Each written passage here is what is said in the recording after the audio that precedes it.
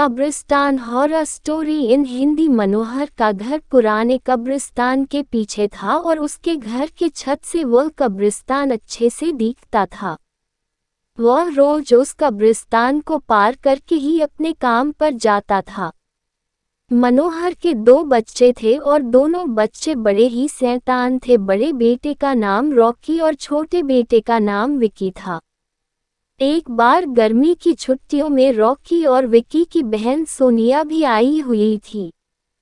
तीनों मिलकर रात के लगभग 12 बजे एक रूम में ट्रूथ और डेयर खेल रहे थे। रॉकी सोनिया से पूछता है कि तुम ट्रूथ लोगी या डेयर। सोनिया डेयर लेती है और पूछी है कि तुम लोग कुछ खतरनाक करने के लिए तो नहीं कहोगे ना। रॉकी, ये हुई ना बात, तो जाओ अब छत पर से घूम करके आओ और छत पर रखे गमले में से फूल तोड़कर लाना होगा, तभी हमें पता चलेगा कि तुम छत पर से आई हो। सोनिया, छत पर से तो कब्रिस्तान दिखता है। नहीं, मैं नहीं जाऊंगी। रॉकी और विकी दोनों सोनिया को छत पर जाने के लिए जबरदस्ती बोलते हैं। सोनिया छत पर जाती है और जैसे ही गमले में लगे फूल की तरफ बढ़ती है तभी उसकी नज़र कब्रिस्तान की ओर पड़ती है। कब्रिस्तान में एक बड़ा सा सूखा पेड़ होता है। वो देखती है कि उस पेड़ पर एक सर कटी हुई उल्टी लाश लटक रही होती है। सोनिया उसे देखती है और जोर से चिल्लाती हुई बेहोश हो जाती है। फिर जब सोनिया बहुत देर तक छत पर से नहीं लौटती है तो रॉकी और विकी दोनों डर जाते हैं और वह छत पर जा कर के देखते हैं तो पाते हैं कि सोनिया बेहोश पड़ी है। वो तुरंत मनोहर को बुलाते हैं और सारी बात बताते हैं। मनोहर, तुम तीनों को ऐसा खेल खेलने की जरूरत क्या थी? और रॉकी, तुम तो जानते हो उस कब्रिस्तान के बारे में कैसी कैसी खबरें आती है, फिर भी तुम सोनिया को रात में छत पर जाने के लिए क्यों भेजा? रॉकी, सॉरी डैड, मुझसे गलती हो गई, हम आगे से ऐसा नहीं करेंगे। मनोहर, और फिर कभी दोबारा ऐसा काम किया तो तुम दोनों को उसी कब्रिस्तान में छोड़ आऊंगा। अच्छा सोनिया बेटी, ये बताओ तुमने वहाँ ऐसा क्या देख लिया था कि तुम वहीं बेहोश हो गई? सोनिया सहमी हुई हालत में मनोहर को सारी बात बताती है कि उसने क्या देखा। मनोहर ने उस कब्रिस्तान के बारे में ऐसी खबरें पहले भी सुनी हुई थी, इसलिए वह सोनिया को डांटता नहीं है और बच्चों को संभाल कर रहने की सलाह देता है। एक दिन मनोहर को काम से छुट्टी मिलने में देर हो जाती है और उस दिन उसे ऑटो भी नहीं मिलता है। वह पैदल ही घर की ओर चल पड़ता है। इधर विकी और रॉकी दोनों आपस में बात करते हैं। रॉकी, विकी, तुम्हें क्या लगता है सोनिया ने जो कहा वो सच है? मुझे तो लगता है कि वो सिर्फ बातें बना रही है, वो उसका भ्रम होगा। विकी, अरे नहीं भाई, तुमने उसकी हालत देखी नहीं, एक दिन भी और यहाँ रुकने को तैयार नहीं हुई। मुझे लगता है कि उसने सच में कुछ देखा होगा।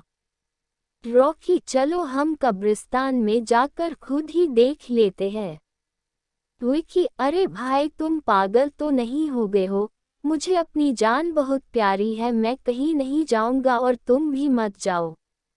विकी के मना करने के बावजूद रॉकी नहीं मानता है और वह अकेले ही कब्रिस्तान की ओर चल देता है। कब्रिस्तान का दरवाजा खोलता है और अंदर चला जाता है। वह उस पेड़ की ओर भी देखता है जिस पर सोनिया को सर कटी हुई उल्टी लाश दिखी थी। रॉकी खड़े होकर उस पेड़ की ओर देखता है, तभी एक अदृश्य हाथ उसके पैरों को पकड़ लेता है। रॉकी डर जाता है और जोरों से चिल्लाने लगता है, बचाओ, बचाओ, छोड़ दो मुझे, मुझसे गलती हो गई, मैं फिर कभी यहाँ दोबारा नहीं आऊँगा। दूसरे कोने पर एक कब्र होती है जो कि खुली हुई होती है, उसके ऊपर खून लगा हुआ होता है। वह अदृश्य हाथ रॉकी को खींचकर लाते हैं और उस कब्र में धकेलने की कोशिश करने लगते हैं।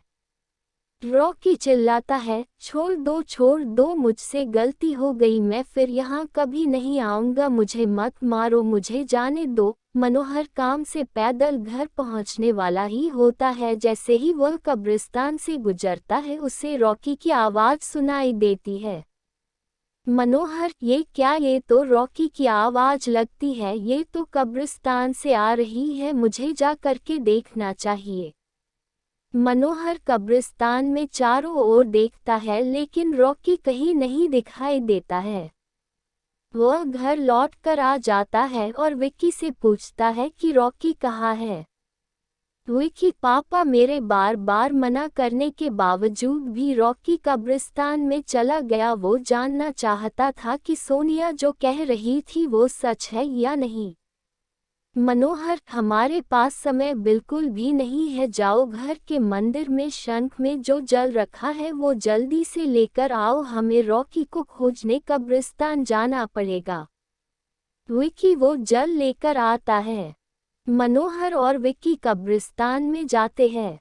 मनोहर जल छिड़कता है, फिर उसे किसी के घसीटने का निशान दिखाई देता है। वह समझ जाता है और फिर उस निशान का पीछा करते हुए उस कब्र तक पहुंच जाता है।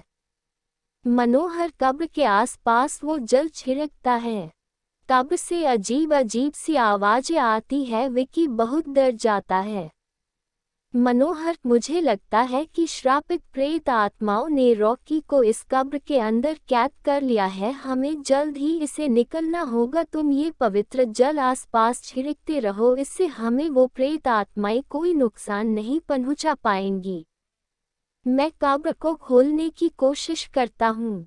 मनोहर उस कब्र को खोलने की बहुत कोशिश करता है। अंत में वह कब्र खुल जाती है। उसके अंदर रॉकी लथपथ बेहोश पड़ा होता है। मनोहर रॉकी को लेकर हॉस्पिटल जाता है। उसकी हालत बहुत गंभीर होती है। उस दिन के बाद मनोहर उस घर को छोड़कर शहर से दूर एक दूसरे घर में अपने पूरे परिवार के साथ रहने चला जाता है।